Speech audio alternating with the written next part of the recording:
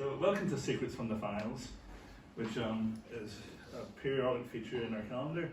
It's where we invite guests to come and discuss the recent release of government files. This is the 7th year that we've held this event, and this year's releases relate to the years 1999. Our invited guests today are Sam McBride, she's arrived.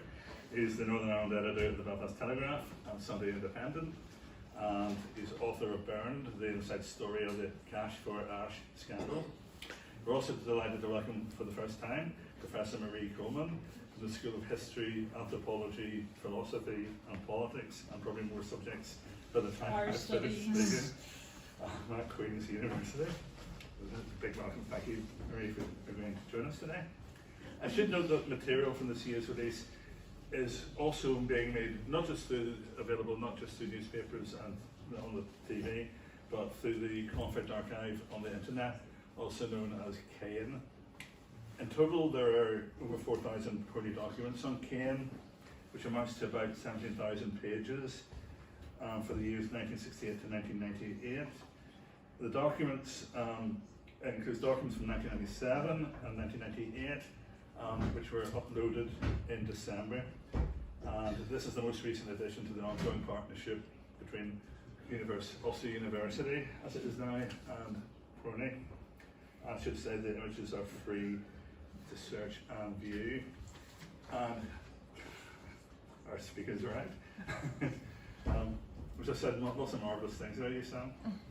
I'm sure that's not true. Hi, Sam. Just before, I'm going to ask David to come and say a tribute to the Eamon Phoenix.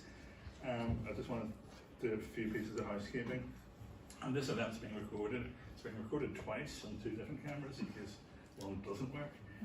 And that'll be available on PRONI's YouTube channel over the coming weeks. Previous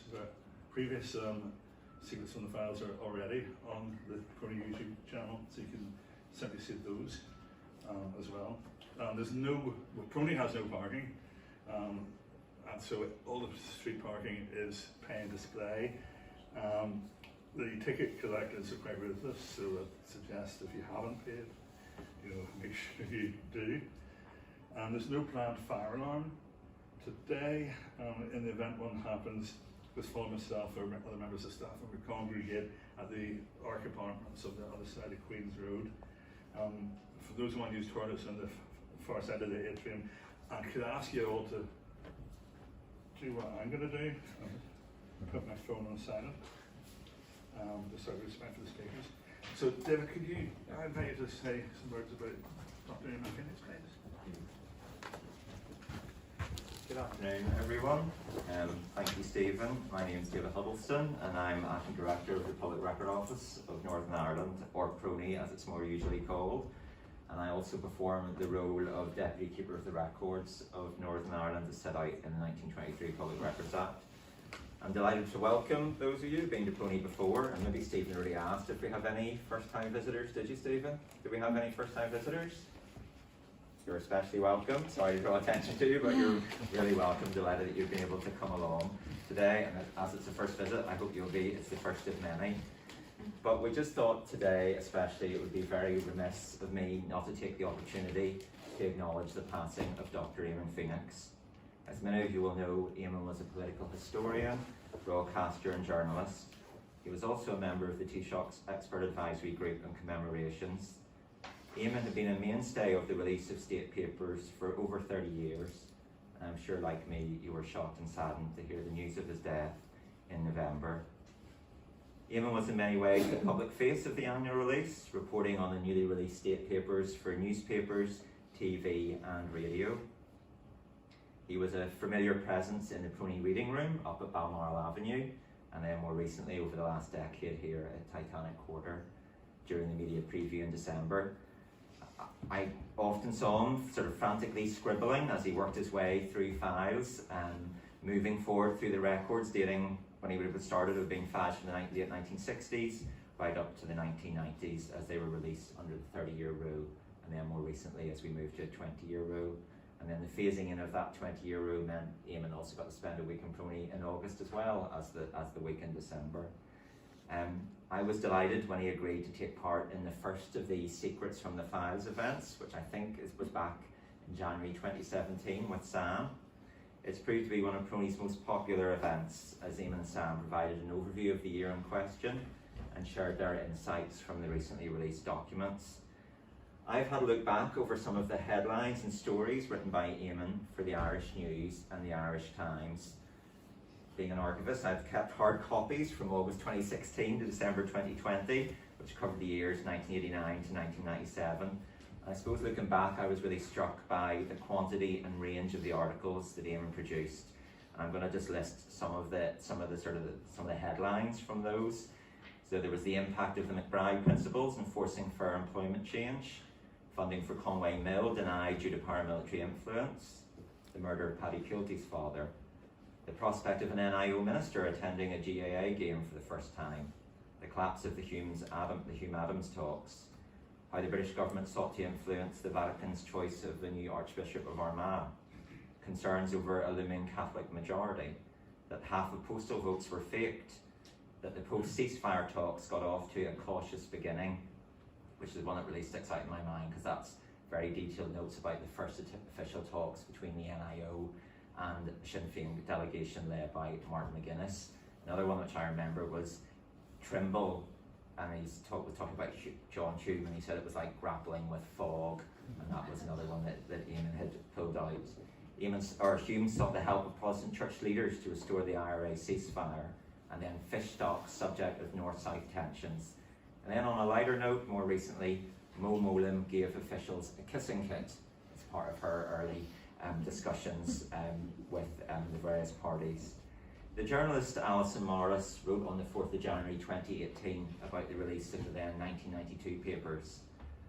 And to quote, "As I read with interest the wonderful Eamon Phoenix's forensic examination of those newly released state papers this week, I was reminded just what a violent place we lived in then." Eamon did not gloss over the many dark and tragic events that occurred, whilst explaining what the state papers told us about the actions and attitudes of political leaders and their contribution to political developments here. PRONI, as holders of the public record, and in a sense the wider community memory, appreciated Eamon's use of archives and his archival research. He was a compelling advocate for archives and the study of history to enhance our understanding of the past. I think it's difficult to adequately express the impact of Eamon's work, and though we are thinking today of his extensive coverage of state papers, he was also closely associated with the decade of centenaries, and this is another area that PRONI worked with him over the past 10 years. I hope there will be future opportunities to fully explore the legacy of Eamon's work and career, and especially as we approach the 25th anniversary of the Belfast Agreement. Eamon has left us with a significant body of work, charting the last 30 years of the Troubles, the talks, and the peace process. Finally, I'd like to acknowledge Eamon's wife, who's joined us today for the event, and we've also met with Eamon's daughter as well, and just to note their determination to ensure the ethos and spirit of Eamon's work is remembered and continues into the future. Thank you for your attention, and I'm going to hand back over to Stephen. Thanks, David. I should also, I've spent a number of years working with them, and mostly around decades and theories and on various committees and events. So I'd like to add my regards to this passing. Now, we're going to, before we ask Marie and Sam to speak, we're going to show a 5-minute clip. PRONI, on behalf of the Department for Communities, has been working in partnership with NI Screen at ITV to preserve, digitise and make available the UTV film and tape archive. And we're going to just show you a very short compilation of clips. It's 5 minutes from the UTV broadcast news relating to the year 1999 and the subjects that were covered in the recent file release, and I think will come up today as well. Yep.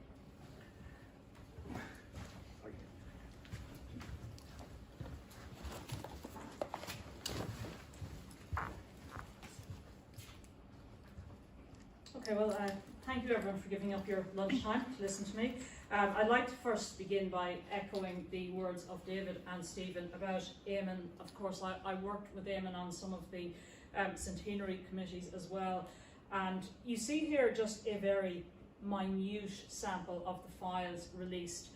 I always enjoyed Eamon's commentary on the state papers, but not until I was faced with the task of trying to narrow down and identify the stories from a much vaster collection than this did I appreciate just his unique ability to pick out the stories from so much work.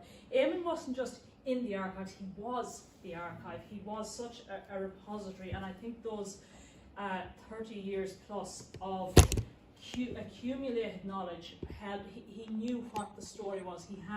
He could trace the progression every year, and I think that was something I enjoyed very much, and very much wanted to recognise his contribution as well. So right, about 15-20 minutes, so I'll get my stopwatch going, and if I'm going on too long, you can tell me to stop. Okay, I was teaching a group of first years in Queen's just in the autumn gone by, and they all passed their exams. We had a module on women in Ireland since 1850, and one day in November we were all getting a bit fed up of looking at the dark days and being stuck in a classroom, so we decided we'd go to the Ulster Museum next door and have a look at, just go and wander around and look for things relating to women in Ireland. And I asked the students to do a presentation, and when it came to the presentation, some of them did the Women's Coalition, and I said, well, why did you do that? And they said, well, we'd never heard of it. And I was going, what? And I said, well, it was important, well, small but important party back at the time of the Good Friday Agreement, and they looked at me and said, that was 1998, we were born in 2004.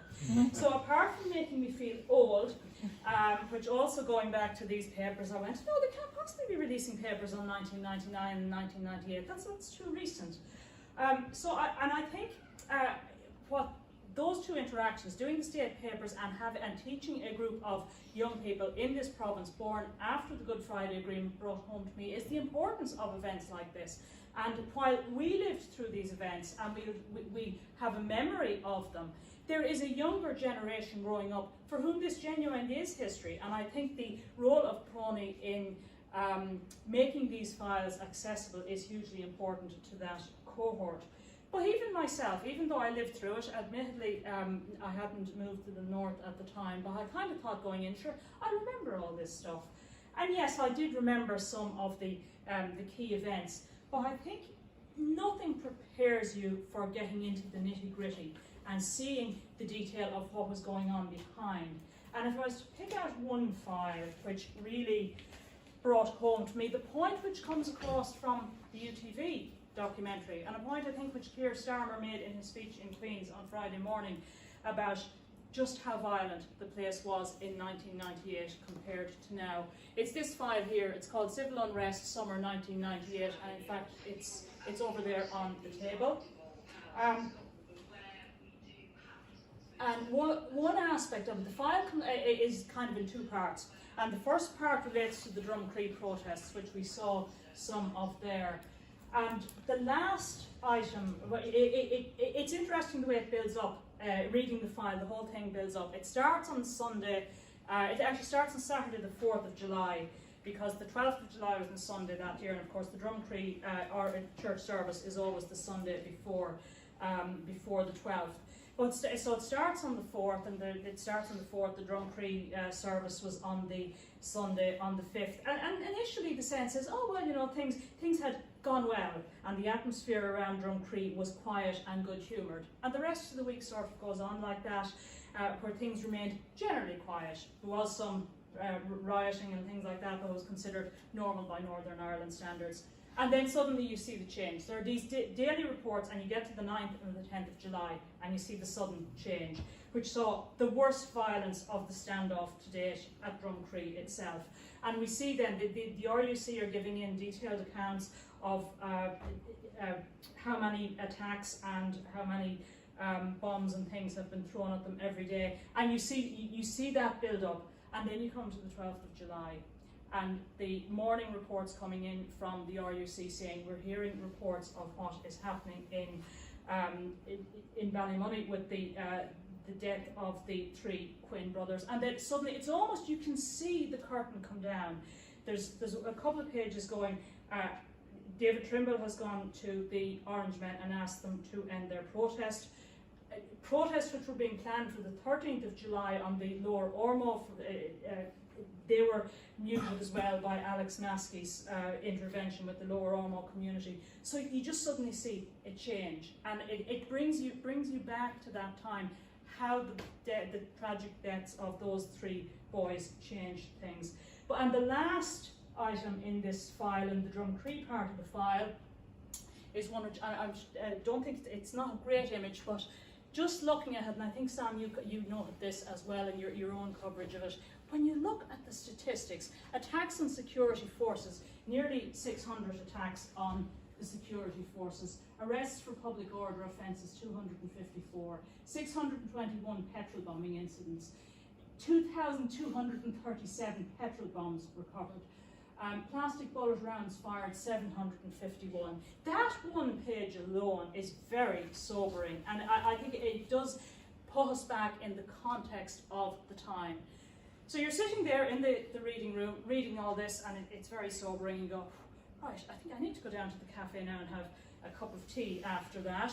And then you come back and you go, right, well, I'll go on to the next bit.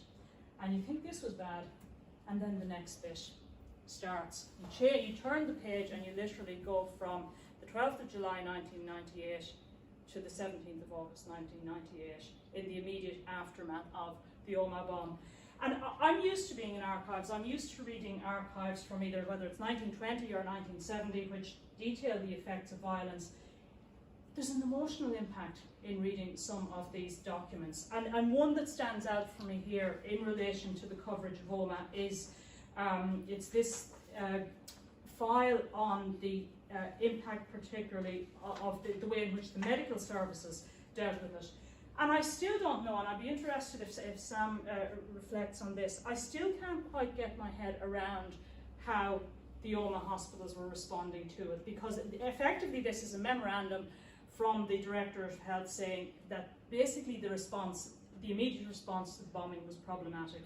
It was problematic in terms of communications because BT's phone exchanges in Enniskillen and Omagh could not deal with all the telephone traffic. Partly in Omagh that was because the wires were damaged by the bombing, but also the hospital response.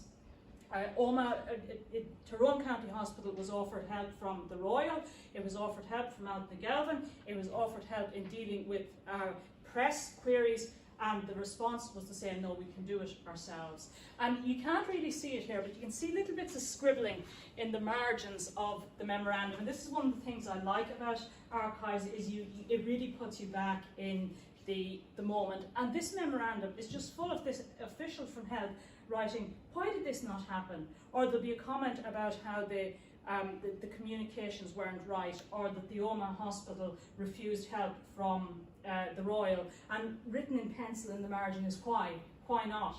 And that's what jumped out at me. So there's that side of it. There's the regrettable side that the response was problematic, and I think it just came down to the fact that they did not grasp the extent of the casualties they were going to be dealing with. But I suppose there's the good side as well, and one of the things that comes out of it is just the strength and of the response of the emergency services, like the ambulance service, and in particularly the importance of Galvin Hospital and the emergency department there in dealing with 16 of the 17 most injured. But that particular file, I think that was one of the most sobering files I have read in academic research in a very long time. So those files relate to 1998, but the bulk of what was released this year dealt with 1999 and the big change to decommissioning, decommissioning, but also devolution. If two words stand out for me from these files, it is those two D words, decommissioning and devolution. And this was the bit, as the historian, I was interested in this bit because I wanted to see how 1999 compared with previous efforts to restore devolved government to Northern Ireland, say in 1974. what we got under the Good Friday Agreement was the culmination of British policy. Ever since direct rule was introduced in 1972, all they were doing was trying to find a way to get the Northern Irish to govern themselves in a power-sharing way. And I think, what struck me, and I suppose I knew this intellectually, but I was reminded again of it, of the sense that it wasn't just a case the Good Friday Agreement was signed and all was sweetness and light and we set up the Assembly and everything was running. You realise the extent of the gap between the Good Friday Agreement and the eventual establishment of the Assembly in December 1999. And a lot of what's in these files is explaining the reasons for that. And decommissioning was probably the biggest logjam there. And I was quite interested in the way in which the officials, and particularly the Northern Ireland office, used the smaller Northern Ireland parties to get a sense of the pulse, and used some of the, I won't say fringe politicians, because that's not the right description, but some of those not linked to the main blocks. So the Speaker of the First Assembly, Lord Alderdice, seems to have been a very popular go-to person to find out, what do you think, what does Trimble think, what does Sinn Féin think. And I was interested particularly in Alderdice's view of how the Assembly was working, given that I was looking at these files in last December when the Assembly most definitely was not working.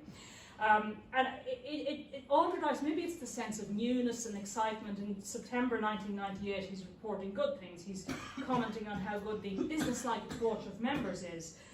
He was quite impressed that the DUP took up their seats in the Assembly and even agreed to the establishment of a shadow Assembly Commission, even though Francine Malloy from Sinn Féin was a member.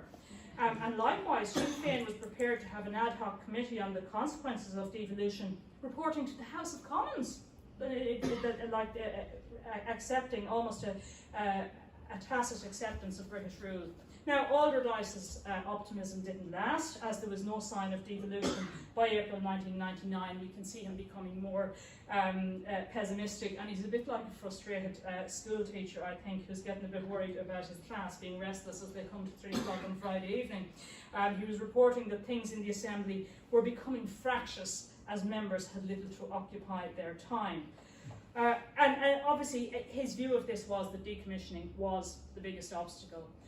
He had a few suggestions for how they might do this, and his view was that if something was done, there didn't have to be full decommissioning before the executive could be set up and proper devolution could be restored, but at least if there was some gesture. And he had a few suggestions, which I'm not sure what the Southern Irish would have thought of this, but one of his suggestions was something like a large explosion in County Wicklow, or some other safe location in the Republic. So I don't know where he came up with that one from. But his view of the awkward position which David Trimble was in, on the one hand committed to devolution, but on the other hand under pressure from people within his own party, and particularly also from the DUP and from the UK Unionist Party, the TUV of its time. Alderdice was basically saying for David Trimble to go ahead with devolution in these circumstances with nothing on decommissioning would be political suicide. And those views were echoed by Monica McWilliams. She was another one that they liked to get use her sense of what was going on to get I suppose to get the temperature of things. We also get a sense of how important international opinion was, and how important the Americans were in particular, even after Mitchell had done his job with the Good Friday Agreement. And there was a sense that American opinion was very much the logjam isn't the fault of decommissioning, it's the fault of unionist intransigence, and there was an effort to try and get the Americans to bring Adams on side. There were a lot of meetings in the US at the end, coming up to Christmas 1998, and it was the view of the Northern Ireland office that it was crucial that Adams should not, quote, be allowed to think that the US is letting him off the hook on decommissioning.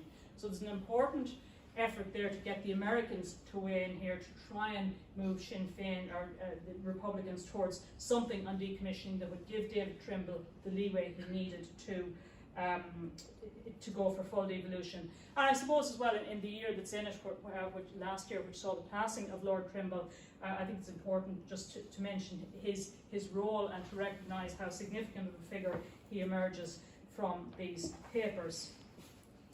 But it wasn't just decommissioning that was part of the logjam and explains that 20-month hiatus between the agreement and devolution. Strand 2, the so-called North-South issues, North-South aspects of the agreement were also causing problems.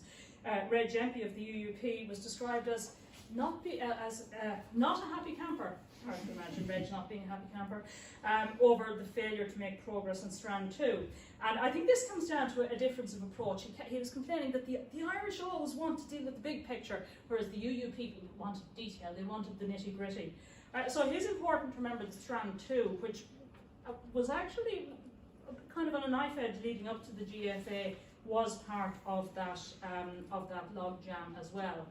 But I think of all of the material on devolution, probably the quote that stands out and the one that got the most coverage during the media coverage of the state papers was, of course, this one here from the Programme for Government, where I think it was Paul Sweeney, I'm not sure if it's his words, but for a brainstorming session by the officials in the NIO who were trying to form a programme for government. I mean, the politicians should probably have been doing it, but it was left to the civil servants to run the place.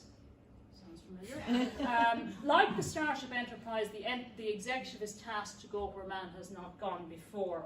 And I think it's not just the programme for government, though. The enormity of the job facing the officials in 1999 really comes across. They needed a programme for government. There was major administrative reform. Northern Ireland at the time had 6 main departments, and that was eventually expanded to 10 departments. There were practical aspects of devolution. How many government departments? What would they be called?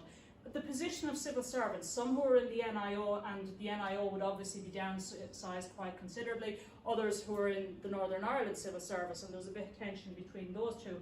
Basics like accommodation. Where were you going to put the NIO now? Where were you going to put all the other new departments? So a lot of the structures of devolved government, I was going to say as it operates today, as it exists today, really go back to this period. So if anyone's interested in the administrative aspects of devolution, there's quite a bit there as well. One animal that was introduced to, political animal that was introduced to Northern Irish politics around this time as a consequence of devolution was, of course, the SPAD, the special advisor to ministers. So this was something I found was quite interesting. There was a lot of talk about how many SPADs will the ministers have? So in the end, it was decided that James Mallon and David Trimble would have three each, and everybody else would just have one. It was suggested that everybody else, all the other ministers, would have 2 to start with. It was reduced to 1. I don't know if they knew that. But they had no, they didn't know what example will we use here, and the examples were Alistair Campbell and Jonathan Powell. And David Trimble's first 2 appointments, David Campbell and David Kerr, were described as being the first ministers, Jonathan Powell and Alistair Campbell. And I was interested in reading this part of the file. They actually went to London and said, could you give us a copy of Alistair Campbell's contract to see what his job description is? And the first page of it is there, but there's one important bit blacked out, Alistair Campbell's salary. So we get a sense of what SPAD was meant to do, but there's been a lot of talk about SPADs and things since then, and it was just interesting to see the discussions around that. Of course, the civil service, John Semple, the head of NICS at the time, was kind of, SPADs now, I don't want them telling civil servants what to do. So there's a bit of the evolution of the relationship between the SPADs and the civil servants as well. 2 other aspects I want to, I'm coming close to my time, so I do want to give Sam time to come in and leave a bit of time for questions as well. What we're also really seeing emerging in this period, and we are dealing with it very much at the moment, is the question of legacy. And the most important part of legacy at the time, as we saw from the ITV clip there beforehand, was how to deal with the question of Bloody Sunday and the dissatisfaction with Widgery. And I also covered some of the Irish State Paper release this year as well, and they're running slightly about a year behind, so their material was relating more to 1997 and 1998. But it was interesting comparing the two, because one of the releases down there was Sir Patrick Mayhew telling the Irish just before, or on the eve of the 1997 British general election, no chance of an apology. And what we see here is, you notice straight away the change in tone when Labour take over. And I was interested in particular by some of the memos, and some very detailed memos written in particular by one of the officials in the NIO, Tony Beaton, and I'll say a little bit more about him. He prepared a memo for Mo Mowlam on Bloody Sunday options on the 21st of May 1997, not 3 weeks after Labour had won the election. They were already turning their mind to them. And the one line of his memo, and he went through a number of versions that stood out for me, was the sense that there is a lot to be said for saying sorry. Now, Tony Beaton, I thought the name sounded familiar, so I looked him up, and of course he was killed in October 1999 in the Ladbroke Grove rail disaster. So what came across to me, I think, was the importance of the officials. We all know about Mo Mowlam, and we all know about George Mitchell and Tony Blair. The beavering in the background by the officials to put together these policies is something which I think only comes out when you read their input through the papers. There's a lot on Bloody Sunday. I don't really have time to go into it. Of course, there's another file on them all arguing who'll pay for it. But I think what interested me was the way in which Mowlam brought the Secretary of State for Defence on board. And this fits in very much with the whole legacy bill that's going through Parliament at the moment, that Starmer also said on Friday that he'd repeal if he got in. But you can see that Mo Mowlam has a plan in mind, and I don't think it's a very realistic one, because she writes to George Robertson. She knows that the Department of Secretary of State for Defence is going to have a problem with this. So she writes to him telling him, look, we're going to have this review, and it's not going to be a new injury, and I can assure you that no soldier or Crown servant should be placed in jeopardy of legal action. George Robertson, I think quite rightly, writes to her saying, I have doubts that you're going to keep a review within those parameters, and if you try that, you'll only annoy people that you are trying to placate. And he said he wanted a heartfelt apology should be the government's last word on the subject. Now, Mowlam won out over on the end and just went back and said, look, that's just not an option. Now, I have a feeling George Robertson knew right well it wasn't an option, but he was starting off with, that was his first ploy in a negotiating process. But when we look at the situation we're in today with legacy and the role of the security forces, I thought that exchange was a particularly interesting one. I'm just going to make one more reference to another item, and I'd like to have a little bit more time to reference it, but it also relates to echoes today of the material in these files. When I was looking at these files back in December, of course, the news broke that Chris Heaton-Harris was going to move whoever needed to be moved to commission abortion services. And one of the files released, when I saw the list, and I want to thank all the staff in the Record Office for the great job they do in kind of trying to highlight things for us that we might be interested in, because otherwise we'd still be looking at the first file that we were given back in December. But one said abortion policy, and I thought this could be interesting. It's actually very boring. It was really a succession of Secretaries of State trying to find ways of not doing anything about abortion in Northern Ireland. It was very much a view of, oh, we don't know what public opinion is, we don't think they'd like it, and it's not something we should do because it's something that devolved government should do. Now that was a bit of a problem, because that didn't seem to be have been an issue when it came to decriminalising homosexuality or abolishing the death penalty. So their precedent was, shall we say, could be applied when they wanted to and not at other times. But also the fact these files relate to the earlier 1990s, the fact that there was absolutely no prospect of devolved government at that time also made the job more difficult for them.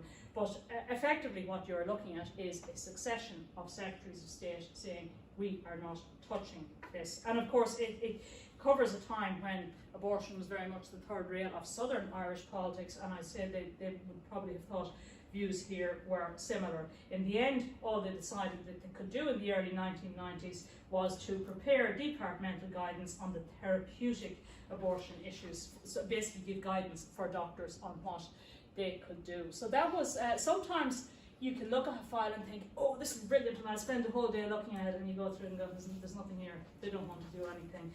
So I've gone on for 23.5 minutes at this point, so I'll draw it to a close at this point. Those are just some of the highlights for me, and I hope they give people something, a few thoughts that we could have a more detailed discussion on. So I'll hand over now to Sam to pick up on that.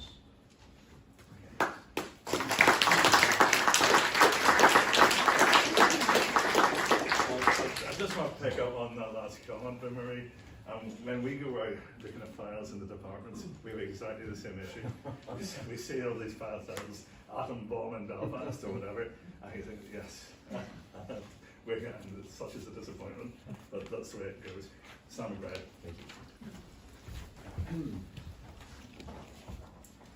Thank you, Stephen. Thank you, David. Thank you, Marie, and thank you all for coming.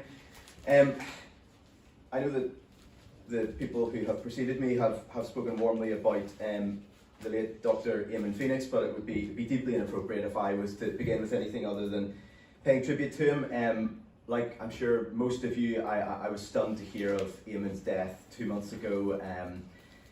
I think we had covered more than 10 years of these files. That doesn't mean I've been coming here for 10 years, but there were years where there were two annual releases in a single year, and he was particularly in my early years coming in here, where I was a complete novice to this whole concept. He was incredibly generous with his time, with his knowledge, in sharing all those little things that make it easier to try to work out what on earth is going on. Who is this official? Why do they write like this? What is this? What to look out for and what to ignore. He was someone who was, I think, uniquely respected in Northern Ireland across the communal divide, and it's a very difficult thing when you're dealing with subjects as divisive as the creation of Northern Ireland, as the history of Northern Ireland in all its ugliness at points, in all its deep complexity and controversy, to be able to retain the confidence of people on both sides of our community, that you're actually being fair to them both and you're telling them the truth insofar as you can discern it. And I think that really he was someone who, despite being partially retired, I think it's fair to say, was at the peak of his powers in many ways. His contribution to the Year 21 podcast on the BBC during Northern Ireland's centenary year was really extraordinary. It brought to life that whole period. It brought to life the complexity of both sides in that very bloody and controversial period, in a way that very few people could have done. And his loss will be obviously keenly felt by his family here, but also by our whole society. And it was strange being down here before Christmas without Eamon wandering about with his big long strides and scribbling and his phone going off in the reading room where he wasn't meant to have it, and all manner of things. But he would really have enjoyed the files this year, because this was a good year, and it's not always a good year for these files. As Stephen has said and as Marie has said, you don't really know what you're getting a lot of the time. And we thought last year, for instance, with the 1998 files, that we'd get lots in the Good Friday Agreement. That happened obviously in that year. We got a lot on it, but I'm not sure we got that much that was really fresh and really new. Some of the files that actually lagged from 1998 that we're only seeing now in the 1999 release are actually much more interesting. Lots of them, as Marie has said, touch on how the deal was implemented. So it's one thing agreeing this. We actually know that story quite well because we've had any number of memoirs about that. It's been scrutinised in great detail. But then there are these months where within the system they try to work out how to make this document work in practice, and realise that it's very difficult, and that a lot of it actually has just been put off, really, that they haven't decided certain key things which now have to be grappled with. They also try to come up with the idea of how do we run Northern Ireland. So they haven't done this for decades. There hasn't been devolved government in Northern Ireland for a very long period. And so for both the civil servants and the ministers, this is completely new territory. They're making it up as they go along. They've got some people they can consult. They can talk to Sir Ken Bloomfield, they can talk to Maurice Hayes, they can talk to people who have some institutional memory, but it's of limited value because they worked in a totally different system. This is a system of government that really is very difficult to make work. And if I just mention one quite interesting thing, but in some ways fairly small thing, just before we get into some of the meat of this, there's a really interesting reference in one of these files, and I think it's a single memo, or two, it's about 3 memos actually back and forth in a very large file, where Graham Gudgeon, who was one of the SPADs who has been mentioned, to David Trimble, the then First Minister, had got into a row with the Irish News. The Irish News had written things about him he didn't like. He thought they were defamatory, and he threatened to sue the Irish News. Now, that's not entirely unheard of, I have to say, within the world of politics. But what was unusual here is that he was a serving civil servant, and that is unusual.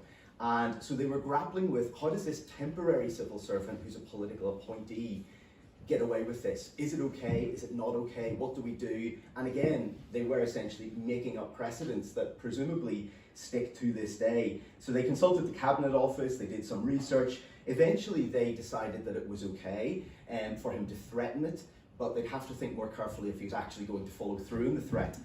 I spoke to Noel Doran at the Irish News, and from what he could find in the archives, there never was any apology, any retraction of this story. But the really interesting aspect of this is that Dr. Gudgeon, who's a prominent economist, to this day, actually just a few days after this came out, he was given an honour in the New Year's honours list.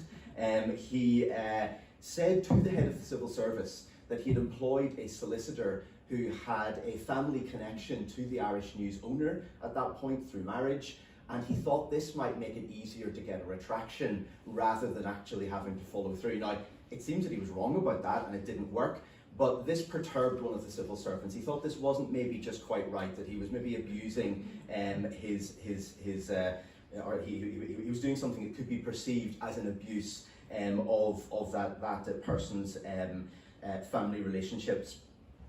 And if I start with 2 things which I actually haven't reported yet, but I will at some point, and I might actually in tomorrow's paper if there isn't anything happening on the protocol later today. The first relates to hospitals, and it shows that how lots of today's problems have got very deep roots. There was a document that was given to ministers on their first day in office in 1999, and it showed that at that point they were being told that at present there are 17 acute hospitals in Northern Ireland with a population of 1.6 million. Those hospitals serve populations of between 60 and 250,000 people. Hospitals elsewhere in the UK serve much larger populations, between 250, 300,000 people. It said that some of Northern Ireland's hospitals had doctors on call 104 hours in the week. They had small maternity units that were not delivering sufficient numbers of babies to justify employing specialist doctors to deal with emergencies.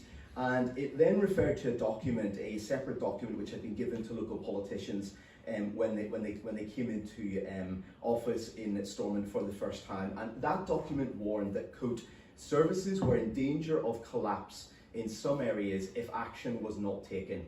Now, some action was taken, so it would be wrong to say that they didn't do anything. Some of those hospitals were closed, those small hospitals were bigger hospitals built in some cases, but some of those fundamental issues to this day have not been dealt with, and the system, as we know, is collapsing to a quite frightening degree right now. The second thing, which I haven't got around to writing about yet, is a letter from the then Senator Joe Biden, who's now obviously a much more important person, to the Secretary of State Peter Brooke in September 1989. And he wrote to Mr. Brooke to welcome the new Fair Employment Act for Northern Ireland. He said that he was pleased to see this legislation. He went on to say, I am hopeful that the law will guarantee equality of opportunity in a nation where it has so long been lacking. It is also my hope that your government will do everything in its power to see that the new Fair Employment Law is fully implemented. And I think that document is an example of how someone who obviously at that point was a significant figure, he was taken seriously by the government, he had access to the Secretary of State, he was a serving US Senator, but it has far more significance today than it had at the time, and how the people writing these files don't necessarily know the bits that at one point will ultimately turn out to be of great significance. Marie has spoken in some depth about Drumcree and Omagh, so I will deal with this very, very, very briefly. But I think what we get from these files is, on Drumcree, that it was something where the common perception in Northern Ireland is that the Good Friday Agreement ended the troubles, it ended the violence, it solved things. It didn't solve things maybe in terms of running Northern Ireland as a government system, but it certainly solved the violence, it brought peace. What these files show is that it didn't. the violence went on, but it did come to an end not very long after for the most part. And the really striking thing for me in the Drumcree file is the reference to a threat to turn off the electricity if the Orange Men didn't get to march. This was taken seriously by the government. They'd been told this by somebody who was a member of the Parades Commission. They said they'd been told it by somebody who was a very reliable person, that the workers in Longford would be walking out if they ruled against the march. To cut a long story short, the NIO investigated this and they spoke to Longford. They came to the conclusion that this probably wasn't going to happen. They said there'd been a rumour the previous year this would happen. It hadn't come to anything. They said that there was a NIO official called Doreen Brown in the Central Secretariat who told colleagues the power workers had no stomach to be used as the storm troops in a battle with the government. Last year, that is. So far, this seems to be their stance this year. The really interesting thing here, I think, is that she says in modern power stations like Longford, it's not possible for the army to run these. So they were exploring, do we need to get the Ministry of Defence involved? Do we need to make contingency plans for this if it does happen? And the really significant aspect of that, I think, is that the criticism of Harold Wilson in 1974, when the Ulster Workers' Council strike led to very significant power cuts, it ultimately led to the Sunningdale deal collapsing, was that there was an accusation that he didn't send in the army when he should have done.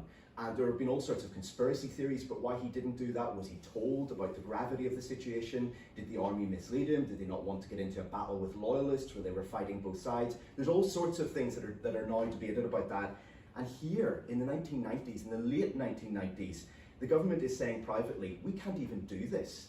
If they walk out, it's not even a political decision to be taken. There is no decision. The army can't do it. And the one piece of good news was, however, unlike back then, the workers can't wreck the place because modern plants are very hard to break, apparently. So that is the one thing which may or may not be good news today. And coming on to some of the very serious violence around this period, which Marie has talked about. There was a really striking reference in one of these files to the scale of that violence and the way in which it was seen at the time, the way in which, to me, reading this, and to Marie reading this today, and probably to most of you, even if you lived through it, it's pretty shocking to think about the scale of this in the context of what we now treat as normal in our wider society. And here, in a 48-hour period, there have been 13 serious petrol bombing incidents. This is in the early period of the Drumcree crisis. It got much worse than this. The RUC had fired 40 plastic bullets, the military fired 9 plastic bullets, vehicles have been hijacked, bonfires have been lit on roads have been blocked by protesters, 17 people were put out of their homes, over 100 public order incidents had occurred. The RUC had come under heavy attack. A police officer suffered a suspected fractured skull when a brick was thrown at him. Catholic homes have been attacked in Antrim, Coleraine, Ballymena, Larne, Carrickfergus, Dungannon. However, the document added, by Northern Ireland standards, it was not an especially difficult night. I think that says something about the context of that period, even after the Good Friday Agreement. Coming on to Omagh, there is this very interesting document, which you've seen a little bit of there, where this senior medic in the Sperrin Lakeland Trust tries to work out why did the Omagh Hospital refuse these offers of help, and it's not really clear. And like lots of these files, there are these almost orphaned pieces of paper that sit in them. You don't see the follow-up, you don't see what happened next. We don't know, maybe in another file there's something, maybe I have no idea what actually happened, but there's an element of chaos to this sometimes. And this person has sent in a detailed account, I think within about 48 hours of the Omagh bomb, as to what he saw firsthand. He was on the scene, and he's incredulous that the Omagh Hospital didn't take the help they were being offered. It's not really, it's certainly not for me to say what happened there. I don't know the full context of that, but he is the person who was there, couldn't understand it. But there were also good instances there where lights had been rigged up by up McGelvin so that helicopters could land with very seriously injured people. People had really gone beyond themselves in terms of trying to find ways to help these people, but it was almost like a battle zone is the sense that you get from this. There was the sort of almost fog of war where people didn't really know what was going on. There were rumours flying around, and people in the Northern Ireland office, people in the RUC were working off body counts that were hours out of date at points. They didn't know the truth. And so even at the heart of power, if you like, at the heart of government in Northern Ireland, there was this sense of what on earth has happened. We just don't, even within Northern Ireland, this was something that was off the charts in terms of the scale of it. But there was a second document that I was really struck by, two second documents. One said that so many people in the Omagh area had been personally impacted by the bomb that the Stormont Department of Health warned the NIO that it may have staffing problems in the days of the funerals due to medics wanting to attend those funerals of those they had known. This was from a situation report on the 17th of August, 2 days after the atrocity, and it said that this had such a profound societal impact. And if you think about that even for 10 seconds, the idea that in a town so many people have been killed, that the hospital system might come under pressure in terms of people, so many people knew these people that they want to go to their funerals. I was really struck by that. The second of these documents which jumped out at me was a report in September 1998, so the following month, drawn up by David Bolton, who was a social worker and a senior health service manager in the Sperrin Lakeland Trust. And he said that more than 370 people had been injured and admitted to hospital or had attended hospital for treatment after the bomb. That was far higher than the 220 figure that was initially given out for injuries at the time. And of those people, he said 60 were significantly injured.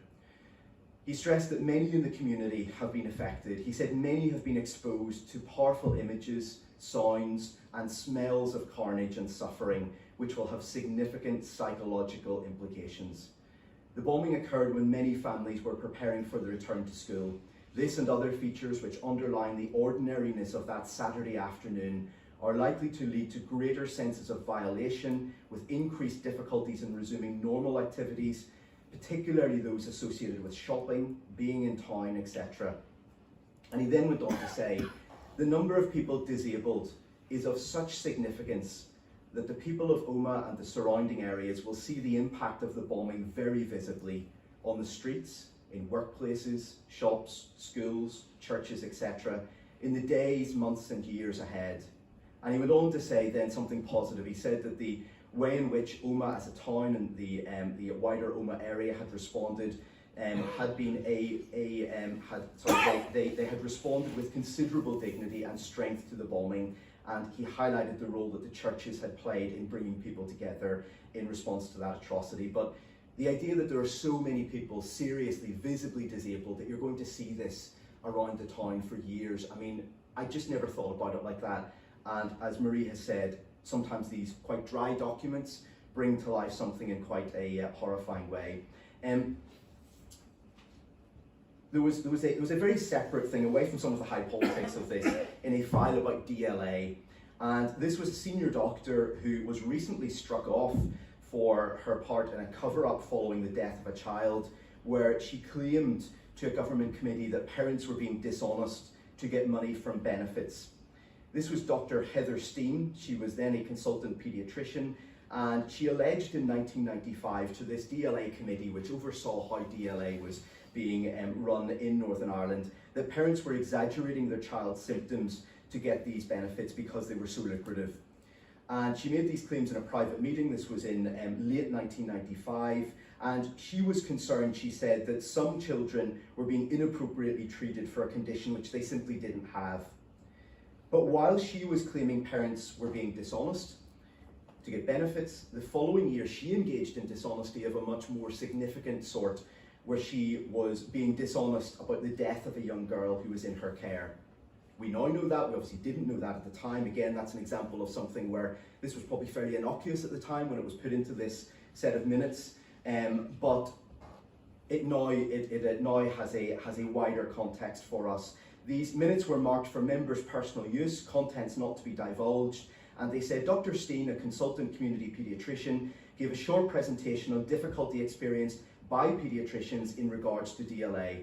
The thrust of her argument was to the effect that parents were very aware of the quite significant financial advantage to household income should a child be given an award of DLA. And she went on to set out her arguments around this, and she said that she wanted to be given, and some of her senior medical colleagues to be given, authorization to do a study on this, They talked about it, and they ultimately decided, go away, bring us more information. Again, it's not really clear what happened. Did she ever do this? I've no idea. But we now know that she was a much more complicated character. And I'm just now going to speak finally about two things which actually aren't in these files, but I'm going to take the liberty of talking about them anyway, and hopefully it makes sense. These are in the files that are released at Kew in London, which are released at the same time. And just to explain to anybody who doesn't know, there are basically three sets of file releases. There are files released here at the Public Record Office in Northern Ireland. That's Stormont Department, a bit of the NIO, stuff that basically came through Belfast in simple terms. There's then files that are released by the Irish government in Dublin at the Irish National Archives. Those obviously relate to the Irish government's perspective on things, but all of these things are interlinked, and there's memos that are maybe talking about the same event from two different perspectives in both sets of National Archives. And in the third set is in London. That's the National Archives at Kew, and that's basically where Whitehall stuff goes. So the Downing Street files, the Foreign Office, the Foreign Office, Defence, etc. All of those big British government departments. That's where that stuff goes. And in there's a file, as often happens with these things. Even though they're releasing files that are much more up to date. This is a file from 1992. I've no idea why it's coming out now. Somebody's forgotten about it. Whatever's happened, they found it. It's coming out now, and it shows something that I think really shocked me, frankly, just because it's so unusual to see something of this nature. And what it showed was that the American ambassador to London told John Major that the British were, quote, too polite about how they expressed their stance on Northern Ireland. And if you think about that for a second, the ambassador of any country is paid by that country and by their taxpayers and by their government to represent that country in the best possible light. So whatever they think about something, they go and present things as a diplomat with a straight bat, and they spin it in the best way they can. They gather information, they feed it back to their capital. It's a two-way process. But here's something very different was happening. And in this 1992 meeting between the US Ambassador Raymond Seitz and the Prime Minister, there was a situation where the American government's representative was saying, you should get a bit tougher with our guy, with my boss, or as it is actually his incoming boss, because President Clinton has just been elected as president. And this is somebody who's a career diplomat. I think he had been appointed by the elder George Bush, but he was somebody who had come from a neutral, if you like, government background rather than somebody who was a political appointee. And he is saying basically you should be more robust with this person who in a couple of months really is going to be the US president. And there is a Downing Street note of this exchange which was taken by the private secretary to the Prime Minister. And what it says is that the ambassador had talked to a few people around President-elect Clinton to signal how visceral an issue Northern Ireland was. It was not just a matter of normal politics. It was a matter of threats having been made, including an attack on one Prime Minister. Two Prime Ministers corrected the Prime Minister. The ambassador had forgotten that the IRA had tried to blow up the entire cabinet in number 10. He said the ambassador had said he had tried to indicate to the Clinton team that if the approach to Northern Ireland reflected a policy change as opposed to simply a response to election pressures, then the Americans would be headed for big trouble with us. Mr. Major said that troops had been sent into Northern Ireland to prevent a bloodbath. He said the last thing we wanted was a fight with the American administration on this issue, and said he would raise it in a very low-key way with Mr. Clinton. And then it says, Ray Seitz said he thought that was the right approach. The impression he had was that Clinton did not regard this as a priority issue, which I don't think he was right about. Nonetheless, the Prime Minister should not be too polite about it. He sometimes thought the British were too polite on the issue. We should leave the Americans in no doubt of its importance to us. And in the event, Mr. Clinton ultimately retained this individual's services. He stayed as the US Ambassador to the Court of St. James. He was there until his retirement in 1994, so presumably to this day, perhaps, Bill Clinton doesn't know what he was saying about him and probably doesn't care, but he was not necessarily singing his praises. And then just finally, again, thinking about the files in London, there was something which struck me this year, and that was the absence of files on Ireland, Northern Ireland, or anything really relating to Irish affairs. So that note that I've just referred to was in a Downing Street file, which was relating to the actually I've not forgotten. I was going to say it was in relation to George W. Bush's election, because there was a file on that, but it was in relation to wider relations between America and Britain essentially, and it was just happened to be in there. But when looking through the hundreds of files that have been declassified in Kew this year, even though they relate to 3 years because there's a bit of a backlog because of COVID, so the years 2000, 2001, 2002, there isn't a single file that has been declassified in Kew that relates to Northern Ireland, Ireland, or anything that has Irish or Ireland or Northern Ireland in the title. And that's remarkable, because this was a hugely significant point in the Northern Ireland peace process. Tony Blair was intimately involved in this, we know this. He's written about it in his memoirs. Jonathan Powell's written about it in his memoirs, Alistair Campbell has, but the government record is not being released. And that, I think, is troubling. I think that's significant. I think it's pretty extraordinary. I asked the National Archives in Kew about this as to why this was the case.